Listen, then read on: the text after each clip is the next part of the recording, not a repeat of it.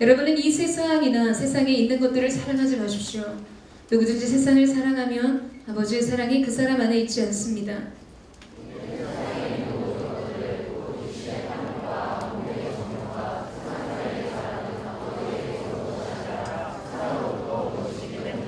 우리 함께 읽겠습니다. 세상도 사라지고 세상의 정욕도 사라지지만 하나님의 뜻을 행하는 사람은 영원히 살 것입니다. 아멘. 할렐루야. 선하신 주님을 찬양합니다. 영원하신 주님의 이름을 높여드립니다. 우리 주님으로 다시 한번 영광과 감사의 박수 올려드리겠습니다. 우리 가운데 세례하신 주님, 인자와 자비가 영원하신 주님을 찬양합니다. 할렐루야. 사랑하는 여러분, 오늘도 성령 충만하십시오. 말씀 충만하십시오. 오늘도 우리가 함께 드리는 이 예배를 통해서 하나님께서 우리의 삶 가운데 말씀하시는 대로 이루시는 놀라운 은혜가 있게 되기를 주님의 이름으로 축원합니다. 지난 4월 1일부터 오늘에 이르기까지 제가 단에 설 때마다 함께 했던 게스트가 있었습니다. 여러분이 체감하셨었는지 모르지만 늘 저와 함께 했죠. 여러분이 예상하는 그분 아니세요. 성령님은 언제나 우리와 함께 하시는 분이시기 때문에 성령님 아니십니다. 지난 3개월 동안 눈에 띄지 않았지만 항상 함께 단에 등단했던 이 게스트는 바로 SNS의 약속의 말씀이었던 이 해바라기 꽃씨 화분이었습니다. 기억하실지 모르겠지만 지난 4월 첫 주에 저는 말씀 중간에 이 화분을 가져다가 꽃씨를 심었습니다. 콩 심은데 콩나고 팥 심은데 팥이 난다는 속담처럼 이 말씀이 심겨진 곳에는 반드시 말씀의 열매가 맺히게 된다. 말씀의 성취가 이루어진다는 의미였죠. 그래서 이 꽃씨를 SNS의 약속의 말씀이라고 이름하고 이 말씀의 씨앗이 어떻게 자라나는지를 우리가 함께 보기로 했었습니다. 그리고 한 주 한 주가 흐를 때마다 MC단과 저는 불안에 휩싸이기 시작했어요. 의견이 분분했습니다. 왜 싹이 올라오지 않는가? 해바라기는 화분이 뚫려 있었어야 되는데 이 화분이 막혀서 문제다. 모니터가 조금 울리는데 조금만 줄여주시겠어요? 물을 너무 많이 준 것이 문제다. 씨앗을 심는 방법이 잘못됐다. 이 말은 제가 잘못 심었다는 얘기겠죠. 아니면 씨앗 자체가 불량 아니냐. 우리가 대량으로 해바라기 씨를 사다가 다시 심어서 13명이 다 같이 해바라기를 꽃 피워야 될 것이다. 이런 의견들이 굉장히 분분했어요. 여러분은 아무 생각 없이 편안하게 예배하는 순간에도 우리는 이러고 있었습니다. 근데 한 주 한 주가 지나도록 반응이 없자 처음에 났던 조바심도 염려도 사그라들기 시작했습니다. 처음 가졌던 그 기대도 눈에 뜨기에 줄었어요. 이게 죽은 거 아니야? 이 이야기 이후에는 이 이야기가 오가고 시간이 조금 더 지나자 나름 월요일, 화요일이 되면 어김없이 MC단 방에서 해바라기는 어떤지 안부를 서로 묻는 이야기들이 있었는데 어느 날부터는 말이 없어요. 아무도 궁금해하지 않았습니다. 우리 모두 잊은 듯 했어요. 여러분 느끼셨을지 모르지만 매주 화분이 올라왔지만 여러분도 관심이 없으셨잖아요. 저희도 특별한 의미를 느끼지 못했습니다. 이 SNS의 약속의 말씀이라는 이 푯말이 아주 너덜너덜해지기까지 아무런 일도 일어나지 않았습니다. 그런데 어느 날 MC단 카톡방에 사진 한 장이 올라왔어요. 드디어 이 화분의 흙더미 위로 새싹이 올라온 것이었습니다. 모두가 환호하고 기뻐했죠. 그러나 결과가 미비했기 때문에 대단하진 않았습니다. 그리고 다시 얼마가 지난 이후에 MC단 카톡방에 노랗게 핀 해바라기 꽃 사진이 올라왔습니다. 근데 여러분 저는 그 사진을 보는 순간 마음이 굉장히 뭉클했어요. 막 눈물이 나올 것 같았습니다. 그래, 말씀은 살아있다. 그런 마음을 하나님 주셨어요. 여러분 우리가 처음 하나님의 앞에서 약속의 말씀을 받고 저와 여러분의 인생을 축복하시는 말씀을 받았을 때 여러분 우리는 흥분했습니다. 나름의 조바심을 내며 기대했어요. 기다렸습니다. 한편으로는 불안하면서도 설레이는 마음을 금할 길 없이 그 약속의 말씀의 씨앗에서 싹이 트기를 기다렸습니다. 그러나 시간이 지나고 우리의 기대만큼 이 상황과 환경이 변하지 않고 달라지지 않자 우리는 실망하고 처음 품은 기대를 잃어버렸습니다. 그리고 더 많은 시간이 흐르자 이제는 우리가 그 말씀을 잊었어요. 여러분 우리의 삶 가운데 이렇게 잊혀진 말씀이 얼마나 많겠습니까? 여러분 그럼에도 불구하고 말씀은 살아있습니다. 믿으십니까? 말씀은 역사하는 능력으로 우리 인생 가운데 존재한다라는 사실입니다. 말씀은 언제나 숨겨진 대로 싹이 뜨고 꽃이 피고 열매가 맺혀지는 것이죠. 여러분 사복음서의 기록에 보면 이러한 기록들이 많아요. 말씀대로 이루어지느니라. 말씀대로 이루어지느니라. 수세기를 지나서 여러분 사라진 것 같고 이제 모든 것이 끝나버린 것 같았던 인류의 역사와 시대 속에서도 여러분 그 말씀은 여전히 살아있고 운동력 있는 능력의 말씀이었다는 사실입니다. 여러분 문제는 이 기다림에 취약한 우리 자신인 것이죠. 인내하지 못하고 포기하고 실망하는, 그래서 잊고 기대하지 않고 더 이상 기다리지도 않는 우리 자신을 보게 됩니다. 사랑하는 여러분, 말씀하신 대로 하나님은 성취하십니다. 이것이 하나님의 명예입니다. 여러분 믿으십니까? 오늘 우리는 이 교훈의 영적인 심볼이었던 화분 속의 이 해바라기를 통해서 다시 한번 하나님께서 우리 가운데 주시는 그 영적인 메시지를 확인하게 됩니다.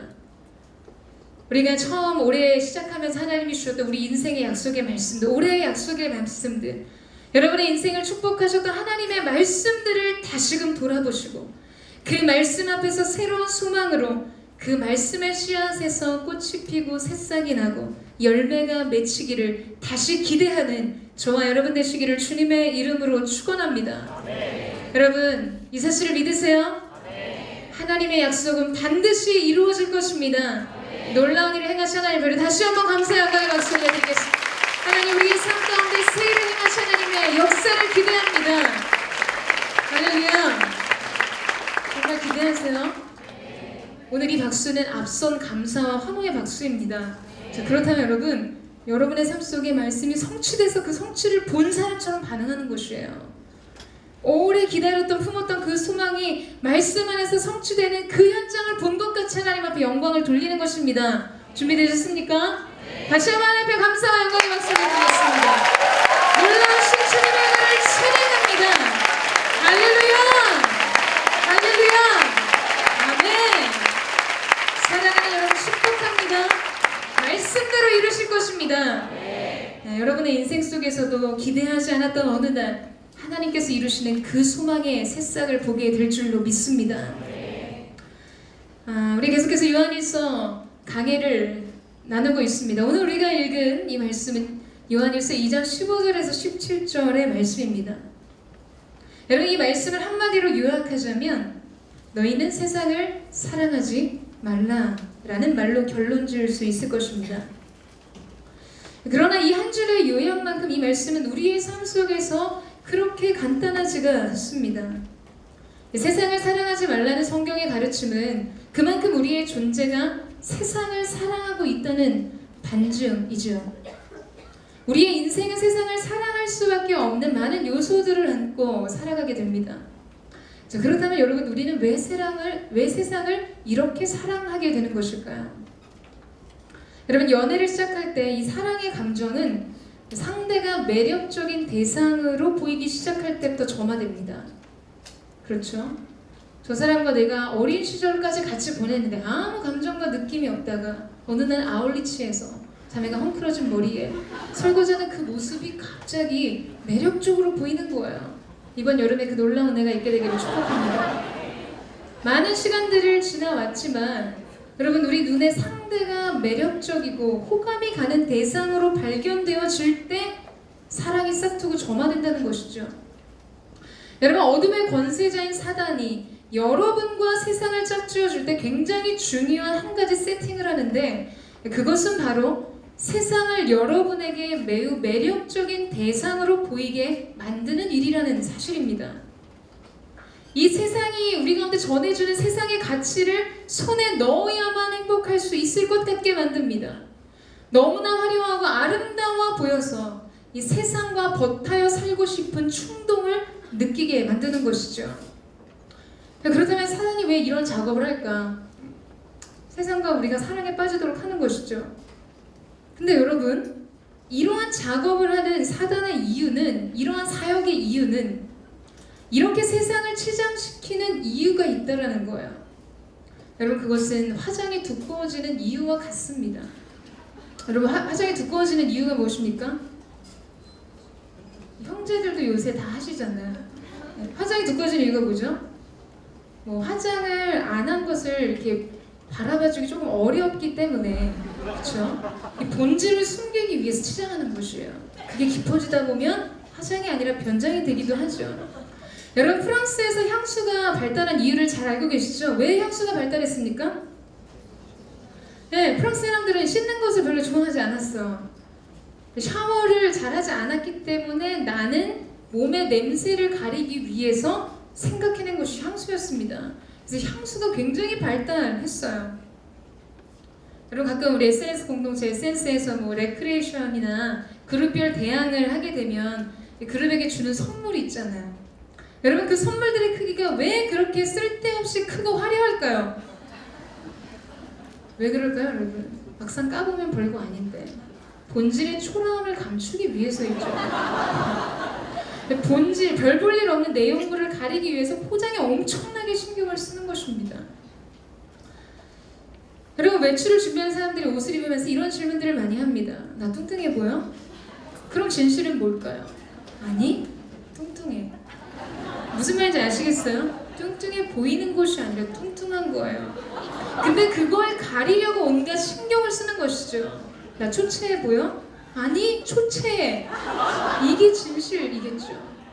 여러분 왜 이렇게 헤비해 보이고 왜 초췌해 보이겠습니까? 그게 실제이기 때문이에요. 그런데 우리의 존재가 그것을 스스로 느낄 때는 어떻게든 그렇게 보이지 않게 하기 위해서 안간힘을 쓰는 것입니다. 샴푸 안 한 날 사람들이 머리에 더 많이 신경을 써요. 왜요? 본질을 가리기 위해서였죠. 여러분 사단이 사람들에게 세상이 이토록 매력적이게 보이게 만드는 일에 그의 총력을 기울이는 이유는 여러분 이 땅의 것, 세상에 속한 것, 이 세상이 실체 없이 사라지고 썩어질 것들이라는 것을 알기 때문입니다. 사라지는 세상의 본질을 숨기기 위해서요. 그 본질의 초라함과 비참함을 가리기 위해서 포장하고 포장하는 것입니다. 그래서 사람들은 사람들에게 하나님의 나라가 아닌 유한한 이 땅에서의 삶이 더 영원할 것 같이 느끼게 만들고 더욱 명확해 보이고 더욱 실제적인 것 같이 더욱 아름답게 보이도록 만드는 것이죠.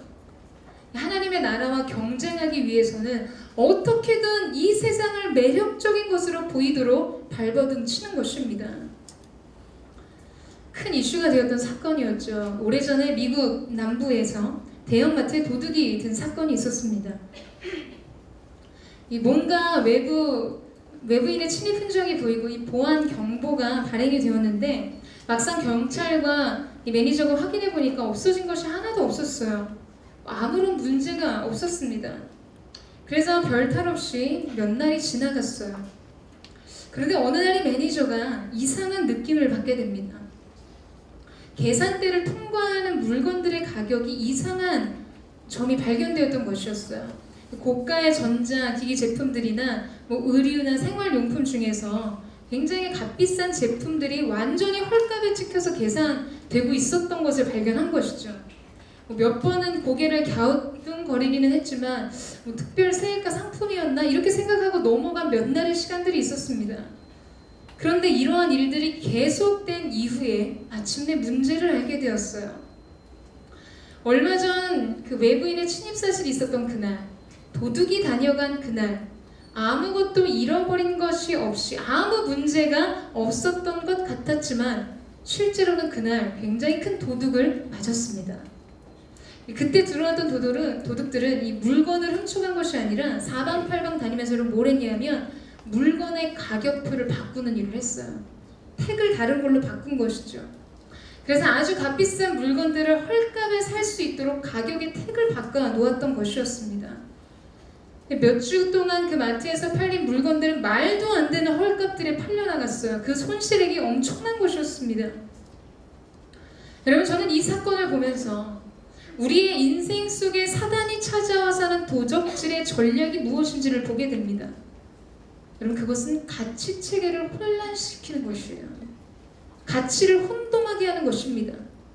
우리의 영혼 가운데 고귀하고 존귀한 가치는 헐값에 팔리도록, 그리고 아무것도 아닌 세상의 세속적인 가치들에 인생의 목을 메고 우리의 삶이 하나님이 정해두신 고유의 가치들을 압박가 놓은 것이죠. 아무도 눈치채지 못합니다. 아무 문제가 없어 보여요. 아무 일도 일어난 것 같이 보이지 않지만 여러분, 그들은 숨겨진 우리 영혼의, 우리의 삶의 가치를 도적질하고 있는 것입니다. 때로는 여러분, 우리가 그런 삶의 현장 속에서 우리가 무엇을 잃어버렸는지, 우리가 무엇을 지금 도적질 당하고 있는지조차 알지 못해요. 사단이 우리 가운데 숨겨둔, 심어둔 인생의 가치를 따라, 세속의 가치를 따라 살기 때문이죠. 그것이 우리의 삶의 진짜 가격이라고 생각하는 것이에요. 그것이 정말 가치 있다고 믿기 때문입니다. 그래서 착각하고 그것을 추구하는 인생을 살도록 만드는 것이죠. 세상과 세상에 속한 것을 값지게 여기고 사랑하게 만드는 일을 여러분, 사단은 오늘도 우리 속에서 계속하고 있다는 사실이에요. 여러분, 우리는 이 사실을 분별해야 할 것입니다. 아멘? 여러분, 속지 마십시오. 세상의 치장에 속지 마세요. 지금 여러분이 목매고 있는 그 세속의 가치들은 하나님이 정해두신 고유의 가치가 아니라는 것이에요. 그것이 우리의 영혼에 정말 고귀하고 진귀한 값 있는 하나님이 허락하신 진짜 가격이 아니라는 것입니다. 우리의 인생을 걸고 우리의 수고와 헌신으로 맞바꿀 만한 것들이 아니라는 것이죠. 여러분, 저는 저와 여러분이 이 땅을 살아갈 때 이 모든 세속적인 가치 속에서 하나님 나라의 영광의 가치를 분별할 수 있는 하나님의 사람들이 되시기를 주님의 이름으로 축원합니다. 세속의 가치에 속지 마세요. 화려한 포장지에 속지 마십시오. 본질이 무엇인지를 파악할 수 있는 영적인 분별력이 저와 여러분 가운데 있게 되기를 주님의 이름으로 축원합니다. 여러분, 이렇게 잘못된 이해로 시작된 세상에 대한 사랑은 세 가지 욕구로 드러나게 됩니다. 우리 15절에서 16절 말씀을 다시 한번 읽어볼까요? 15절에서 16절 말씀 시작.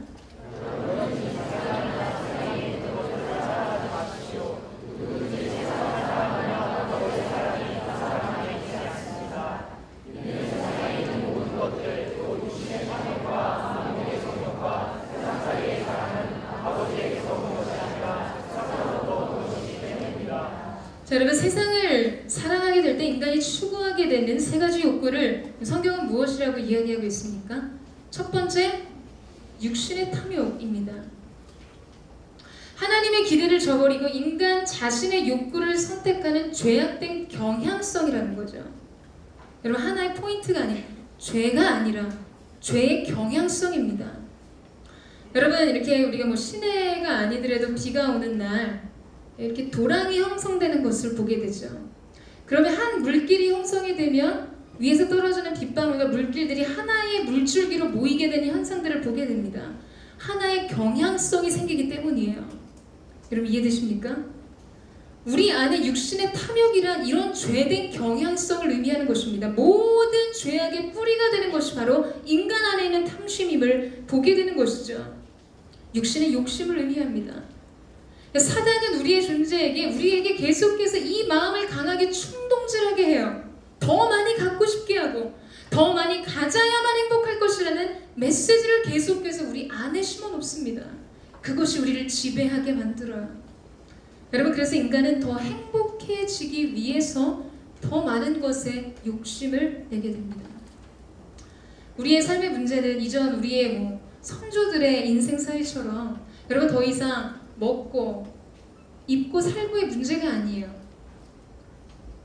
기본적인 의식주의 해결의 문제가 아니라는 것이죠. 그럼 우리의 문제는 뭔가? 우리의 문제는, 이제 우리 세대의 문제는 무엇을 먹을 것인가, 무엇을 입을 것인가, 어떻게 어디에서 살 것인가의 문제라는 거예요. 먹어도 어떤 것을 먹느냐에 따라서 행복과 불행이 결정됩니다. 그저 입는 것이 해결되는 것이 문제가 아니라 무엇을 입느냐가 인생의 행복에 자꾸만 영향을 미치게 된다는 것이죠. 여러분, 자매들 계절별로 옷장 열면서 이렇게 얘기하죠. 요새 입을 게 없어. 정말 입을 게 없습니까? 그럼 그 옷장에 걸려있는 옷들은 무엇일까요? 뭐 공감을 안 하시니까 할 말이 갑자기 없는데 다들 그런 이야기들 많이 하시는 걸로 알고 있거든요. 여러분, 스티븐 잡스가 그런 이야기를 했습니다. 결코 수요가 생산을 결정하지 않는다. 이것은 무슨 말일까요? 여러분, 인간의 욕구를 자극하면, 인간의 수요가 자극이 되면 생산은 얼마든지 늘릴 수 있다는 이야기예요. 여러분, 우리 시대는 전화기를 쓰는 것일까요? 디자인을 쓰고 있는 것일까요? 여러분, 기능의 필요에 의해서 우리가 무언가를 얻고 무언가를 갖기를 원하지 않습니다. 형제들 특히 요새 말로, 속된 말로 간지라고 이야기하죠. 이 간지가 자극이 되면 내가 가지고 있는 모든 게 약간 초라해 보여요. 그래서 이미 갖고 있지만 더 좋은 것을 얻기 위해 욕심냅니다. 여러분, 이것이 자극된 인생의, 인간의 탐심을, 굉장히 피상적인 이야기이지만 인간의 욕심들이 자극된다는 것이에요. 여러분, 우리는 이러한 탐심들의 노예로 살아갈 때가 너무나 많습니다. 어쩔 수 없는 것처럼, 앞서 이야기한 것처럼 죄의 경향성과 같이 우리의 모든 죄악의 그 바닥에 기저에 흐르고 있는, 계속해서 더 많은 것을 얻어야 행복할 것 같고, 더 많은 것을 갖고 싶고, 더 많은 것을 소유하고 싶은 강렬한 탐심에 휩싸이게 되는 것이죠. 세상을 추구하고 세상을 살아가게 될 때 우리 가운데 주어지는 첫 번째 욕구입니다. 두 번째, 성경은 안목의 정욕에 대해서 이야기합니다. 안목의 정욕.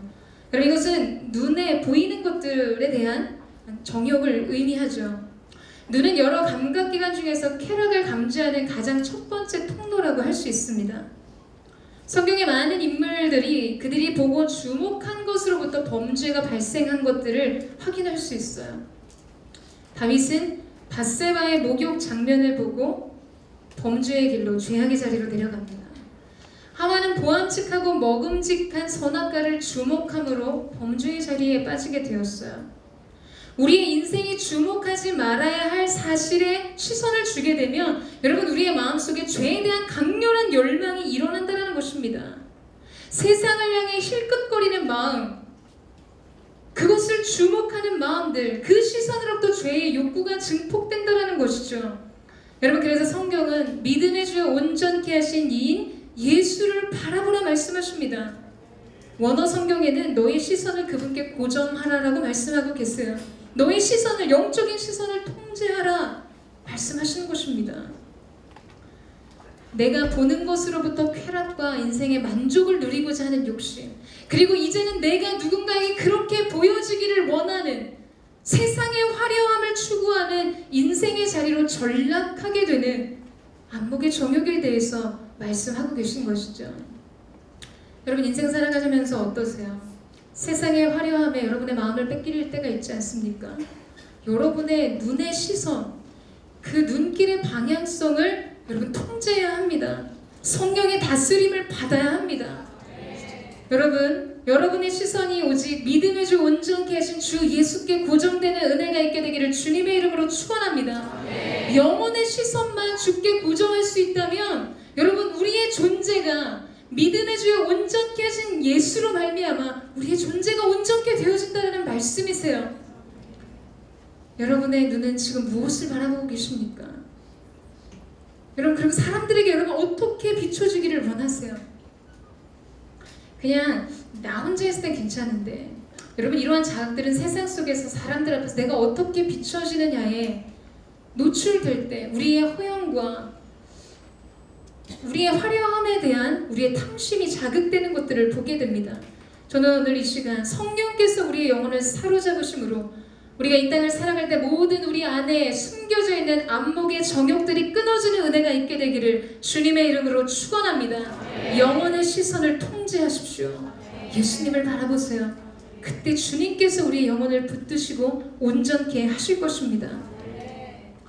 세 번째, 세 가지 욕구 중에 마지막은 세상살이에 대한 자랑을 말씀하십니다.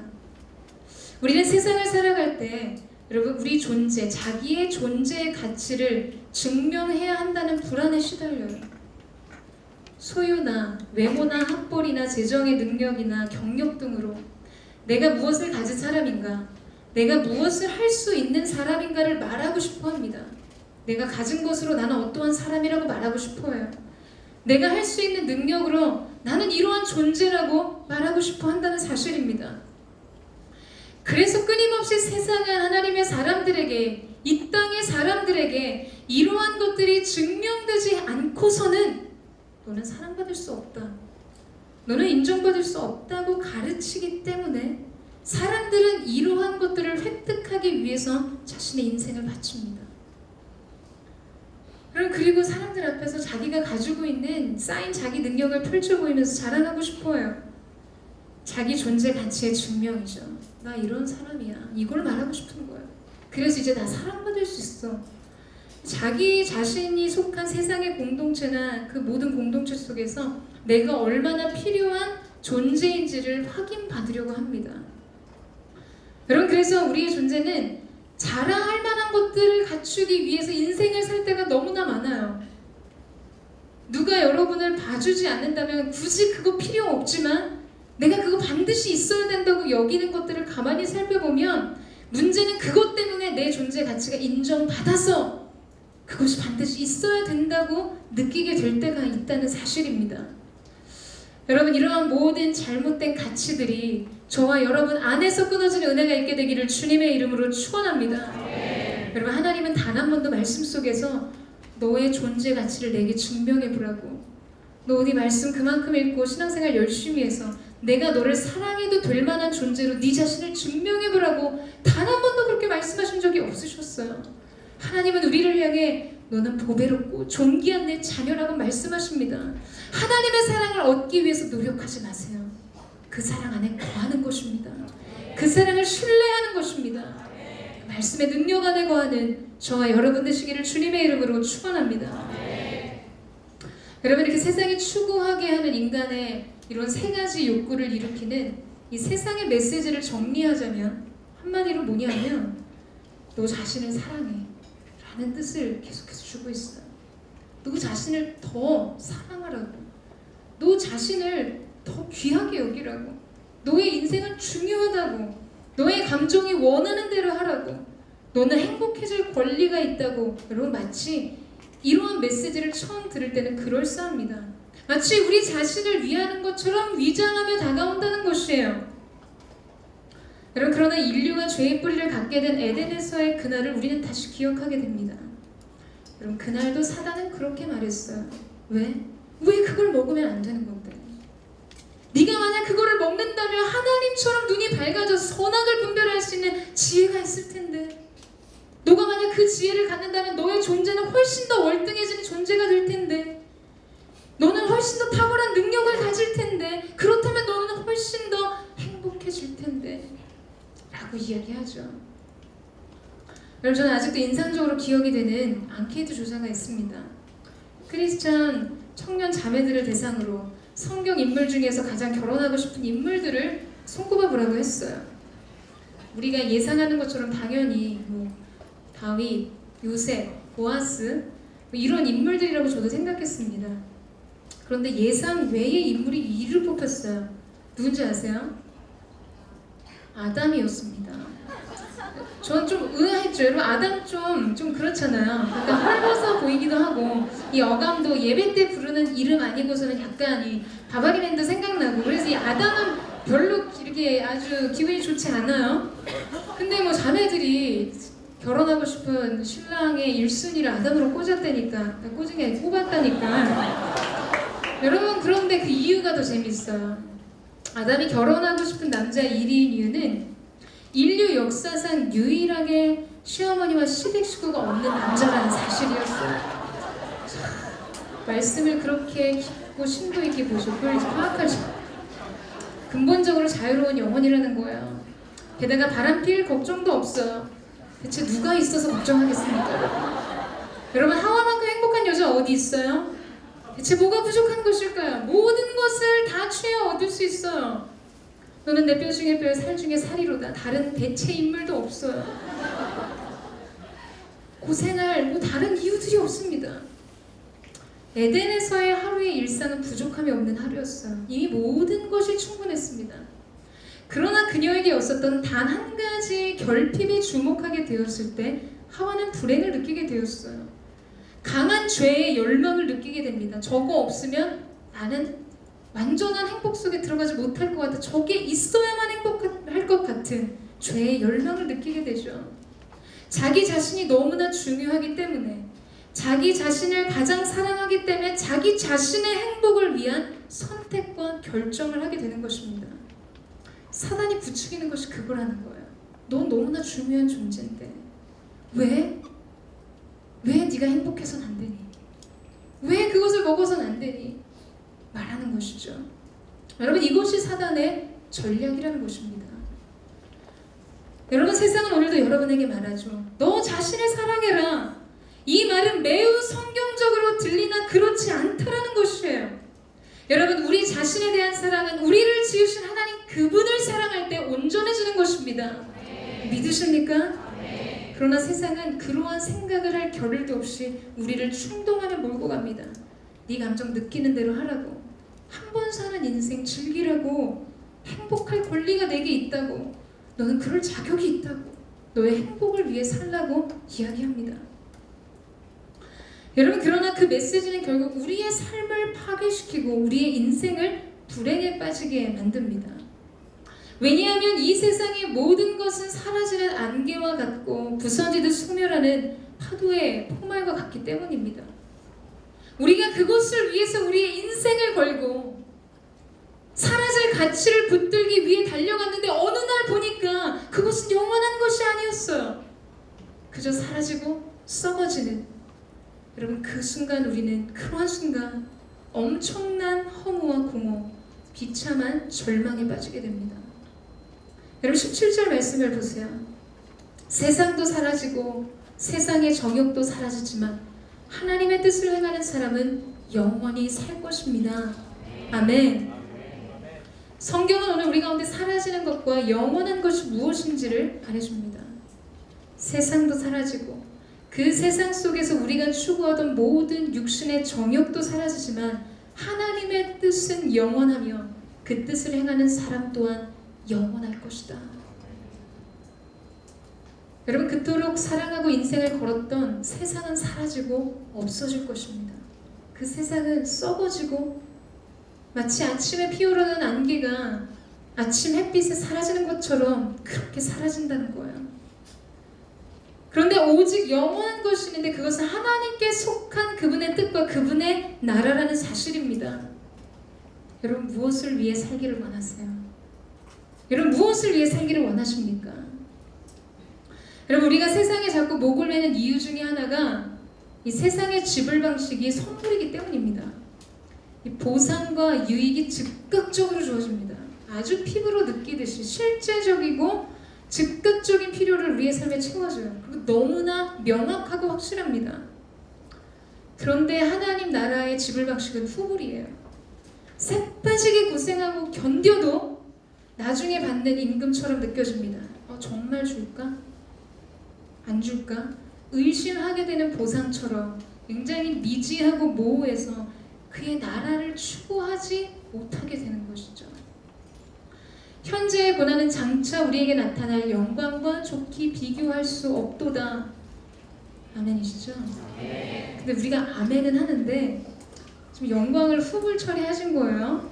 나중에 주신다는 거예요. 지금의 고난은 앞으로 너가 받게 될 그 영광과는 비교할 수 없는 것이라고 말씀은 그렇게 하십니다. 그런데 우리의 문제는 뭐냐면 정말 그 영광을 얻고 누리게 될지에 대한 믿음이 없기 때문에 오늘의 고난을 견디기가 너무나 어려운 거예요. 세상을 대항하여 맞서고 세상에서 승리를 선포할 힘의 능력을 상실하게 되는 것입니다. 그래서 세상의 유혹에 빠지게 된다는 것이죠. 그런데 세상은 선 영광, 후 고난이거든요. 앞에 있는 영광과 부귀와 성공 앞에서 우리가 눈치채지 못하는 한 가지 사실이 있는데 그것은 고통과 슬픔과 상실의 비참함이 그 뒤에 있다는 사실이에요. 우리가 먼저 영광을 취하면 세상이 나중에 우리 가운데 지불하는, 우리가 그 세상의 가치와 세속의 허영과 영광과 화려함을 취하게 될 때 그 이후에 지불되는 세상의 비참한 상실과 슬픔과 이런 고통을 우리는 생각하지 못한다는 사실입니다. 그렇기 때문에 문제가 발생한다는 것이에요. 여러분, 하나님께서는 오늘 우리가 말씀 앞에서 믿음으로 인내할 때 반드시 영광으로 응답하실 것입니다. 여러분, 이 사실을 믿으면 우리는 오늘 견딜 힘을 얻게 된다는 것이에요. 이 땅을 살아가는 청년들이 그 행실을 무엇으로 거룩하고 깨끗하게 할 것인가? 우리 가운데 말씀하신 주의 말씀 앞에서 청년들이 행실을 거룩하게 할 수 있어요. 어떻게 그렇게 합니까? 말씀을 지켜 행하고 말씀대로 순종하면 하나님이 장차 영광으로 우리 가운데 보상하시고 응답하실 것을 믿기 때문에 오늘을 견디는 것입니다. 여러분, 그 은혜, 그 믿음의 능력이 여러분 가운데 있게 되기를 주님의 이름으로 축원합니다. 우리는 이러한 이제 말씀들에 직면하면 그렇다면 나는 이미 정말 세상의 사랑에 중독된 것 같은, 세상을 향한 내 사랑, 이 육신의 정욕, 안목의 정욕, 이생의 자랑들, 그리고 이걸 어떻게 버리고 끊어버릴 수 있을까 고민하게 되죠. 여러분, 이 고민을 우리가 이성적인 우리의 지성과 이성으로 하게 되면 이 고민이 깊어질수록 자신이 없어집니다.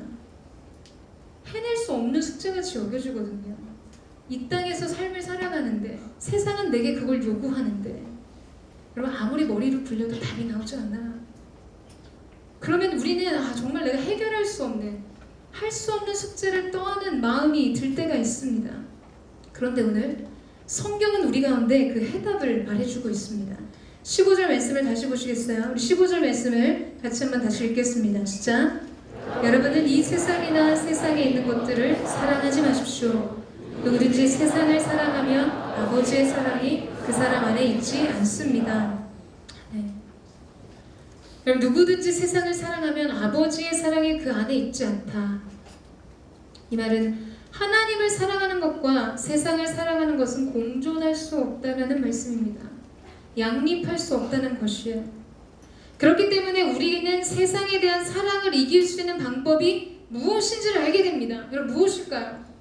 세상을 향한 사랑과 하나님을 향한 사랑이 양립될 수 없는 것이라면 세상의 사랑에 대해서 우리가 단절하고 그 세상의 사랑을 이길 수 있는 방법이 무엇이죠?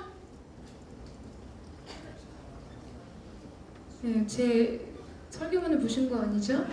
여러분, 그것은 바로 하나님의 사랑을 아는 것, 하나님을 사랑하는 것입니다. 믿으세요? 그것이 세상에 대한 사랑의 해독제예요. 여러분, 죄의 경향성이라, 세상을 사랑하는 것이 우리의 본성의 죄의 경향성의 흐름이에요.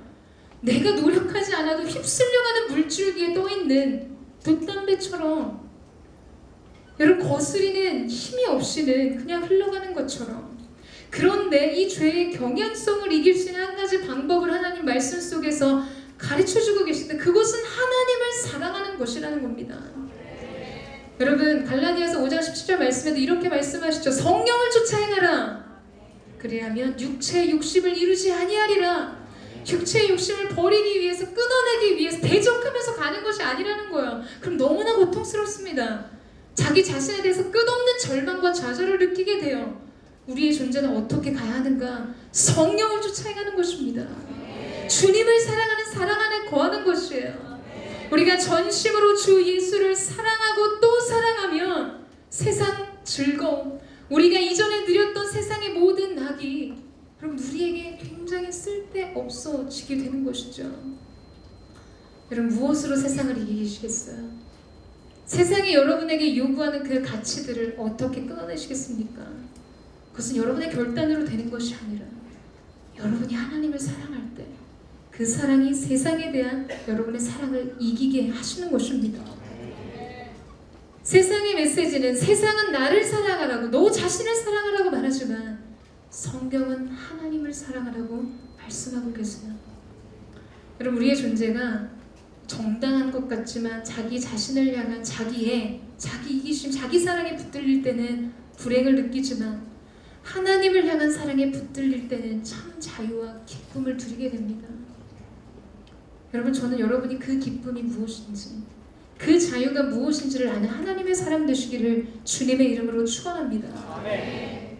이번 카운트다운 집회를 섬기면서 둘째 날 저녁 집회 찬양 콘티를 짰었어요. 여러분 잘 아시는 찬양인지 모르겠지만 찬양하리라는 곡과 더욱 사랑, 주께 감사하세 이런 콘티의 흐름들을 준비했습니다. 하나님을 예배하기로 확정된 마음속에서는 폭풍이 밀려오고 슬픔과 역경이 나를 덮어도 주님의 약속하신 말씀이 나를 인도하실 것을 믿기 때문에 우리의 마음이 주님을 경배하기로 확정하겠다는 믿음의 선포였어요. 그리고 그 뒤에 더욱 사랑이라는 곡을 고백했습니다. 영혼의 결론적인 고백이죠. 우리의 영혼의 단 하나의 갈망, 그것은 주님을 더욱 사랑하리라. 그런데 그 마음을 하나님 앞에서 고백하는데 제 영혼의 깊은 샘이 눈물로 터져 흐르는 것을 느꼈어요. 주체할 수가 없었습니다. 어쨌든 제가 인도자이기 때문에 인도를 해야 하는데 그 순간 아무것도 할 수 없었어요. 하나님의 그 강렬한 임재 속에서 제 인생의 최종적인 하나님 앞에 단 하나의 갈망이 무엇인지 마음 안에 주님 저 너무 힘이 드는데 이 찬양을 드리는 이 순간도 너무 큰 고통의 무게를 안고 있지만 주님 저는 이 고백 속에서 답을 얻습니다. 모든 상황과 환경 속에서 제 안에 부인할 수 없는 단 하나의 갈망을 발견합니다. 그것은 무엇일까요? 주님을 더욱 사랑하기 원하는 것, 날마다 주님께로 더욱 가까이 가기를 원하는 것입니다. 첫 번째 나의 소망은 주님께로 더 가까이 나아가는 것. 두 번째 나의 영혼의 갈망은 주님께로 더 가까이 나아가는 것. 세 번째 내 삶의 소망은 주님께로 더 가까이 나아가는 것. 그 주님을 더욱 사랑하는 것입니다. 여러분 이것이 모든 문제에 대한 해답이었습니다. 그분을 더욱 사랑할 때 우리는 모든 인생의 고통으로부터 벗어날 수 있습니다. 여러분 우리가 거룩을 추구할 때 인생의 모든 고난이 해석되기 시작한다는 것이에요. 나의 길 오직 그가 하시나니 그가 나를 단련하신 후에 내가 정금과 같이 나오리라. 여러분 불과 같은 불 가운데를 지나는 것 같은 연단과 시련의 시간 속에서도 우리의 존재가 내 자신의 행복이 아닌 거룩을 추구한다면 고난은 해석되기 마련입니다. 하나님이 우리로 하여금 이르게 하게 하시는 그 영적인 자리가 어딘지 보게 하시는 거죠. 정금과 같이 나오게 하시는 하나님 손 안에 있음을 알기 때문입니다. 여러분 저와 여러분이 상황과 환경을 고백하는 것이 아니라 주님도 사랑하기 원하는 그 사랑을 고백할 때 우리의 존재는 더 이상 고통에 매이지 않게 될 것입니다. 그 사랑이 인도하는 영광과 소망을 바라보기 때문입니다. 다윗은 고백했어요. 내가 고통 중에 새벽 날개치듯 바다 끝에 거할지라도 주님의 손이 그곳에서 나와 함께 하신다. 내가 하늘 위에 거할지라도 내가 내 음부에 내 자리를 펼지라도 주님의 사랑이 나와 함께 하신다는 것이에요. 그 주님 앞에 내 사랑을 고백하는 것입니다. 그 주님 앞에 내가 주님을 열망한다고 고백하는 것이에요. 여러분 그때 우리는 알게 되는 거죠. 이 또한 지나가리라. 고통도 고난도 지나갑니다. 여러분 세상은 사라져요. 우리가 화려하다 생각하는 이 육신의 옷도 언젠가는 흙으로 돌아가 썩어지는 존재예요. 모든 것은 시들고 사라지고 없어져 버리지만 사라지지 않는 것들이 있다는 거죠. 그것은 하나님의 사랑입니다. 푸른 마르고 꽃은 시드나 주의 말씀은 영원히 서리라. 약속하신 말씀, 모든 것은 시들고 변할지라도 변함없는 그 가치가 무엇인지를 주님 우리 가운데 말씀하시는 것이죠. 우리가 전심으로 주님을 사랑하면 사랑 안에 있는 주님의 뜻 안에 있는 가치들이 우리 가운데 부어지게 될 것입니다. 그것을 따라 행하고 그것을 추구하며 달려가는 인생을 살 때 우리 인생은 결코 불행할 수 없다는 것이에요. 여러분 모든 것은 지나갑니다. 우리 인생에 찾아온 이 모든 고난도 인생의 무게도 지나가게 될 것이에요. 고통과 슬픔과 상실과 눈물 어린 우리의 가슴의 모든 답답함도 또한 지나갈 것입니다. 그러나 변하지 않는 것이 있다는 거예요. 우리를 향한 하나님의 뜻, 사랑의 계획, 우리를 향해 디자인하신 하나님 만물을 향한 주님의 말씀. 여러분, 저는 저와 여러분의 인생이 그 안에 거하는 은혜가 있게 되기를 주님의 이름으로 축원합니다. 하나님을 사랑하세요. 그러면 세상을 향한 욕망으로부터 자유를 얻게 될 것입니다. 여러분, 하나님을 기뻐하십시오. 그러면 세상 즐거움은 사라지게 될 것입니다. 저희 공동체 찬양인들을 섬기고 있는 형제 어머님이 소천하셨어요. 제가 사랑하는 동역자였기 때문에 얼마 전에 이제 어머니 병상 찾아가서 영접 기도하고 복음을 전하는 시간들이 있었고, 그 슬픔과 상실의 시간들을 함께하면서 가슴 아픈 마음들이 있었습니다.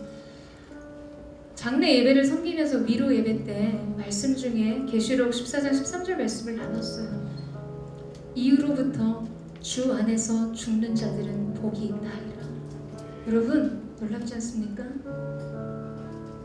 인간의 본질적인 가장 큰 실패와 좌절과 두려움, 공포스러운, 여러분 누구도 피해갈 수 없는 이 죄에 대한 열매, 죽음, 이것은 그 고통, 그 두려움과 공포는 누구도 부인할 수 없죠. 근데 여러분, 주님 안에 있으면 그 죽음마저도 복되어진다는 것이에요. 모든 이 생에서의 슬픔과 수고를 내려놓고 복된 쉼 안으로 들어가게 된다는 사실입니다. 주님 안에 있는 가치를 붙드세요. 호흡을 가지고 이 땅을 살아가는 우리의 존재도 여러분 마찬가지예요. 누구든지 예수 안에 있으면 새로운 피조물이라. 보라, 이전 것은 지나갔을 때 새 것이 되었도다. 여러분, 우리의 인생을 새롭게 하는 것은 해결된 상황과 환경이 아닙니다. 우리의 존재를 본질적으로 새롭게 하는 예수 안에 있는 삶이라는 사실이에요. 그럼 누구든지 그리스도 예수 안에 있는 자들에게 결코 정죄함이 없나니 생명과 성령의 법이 죄와 사망의 법에서 너를 해방하였음이라. 이 죄와 사망의 법에서 우리를 누가 해방해 줄 것입니까? 예수 안에 있을 때.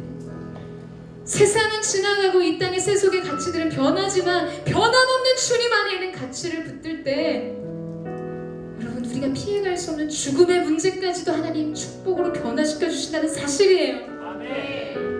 열심을 다해 주님 안으로 피하여 들어가십시오. 하나님을 사랑하세요. 전심으로 하나님을 사랑하는 은혜가 여러분 가운데 있게 되기를 주님의 이름으로 축원합니다. 아니요, 전심을 넘어서 특심으로 사랑하십시오. 그 누구도 하나님을 향한 나의 사랑을 멈출 수 없다 고백하는 예배자들이 되세요. 그렇게 주님을 추구하십시오. 세상에 대한 여러분의 육신의 욕구, 죄의 노예처럼 끌려다니는 우리의 육신의 정욕으로 고민하지 마세요. 성령을 쫓아내 가십시오. 그리하면 육체의 욕심을 이루지 아니하리라. 우리의 모든 본질적인 문제를 주님께서 십자가 안에서 해결하셨습니다. 이제 우리는 그 말씀 안에, 영원히 변하지 않는 하나님의 뜻 안에, 그 뜻을 행하는 자로 서게 될 때 주님은 우리의 인생을 의롭다 말씀하시고 우리의 인생을 하늘의 별과 같이 빛나게 하실 줄로 믿습니다. 놀라운 은혜가 저와 여러분 가운데 있게 되기를 축원합니다. 화려함으로 가장한 세상이 여러분을 속일지라도 사랑하는 여러분, 속지 마십시오. 영원한 것을 바라보세요.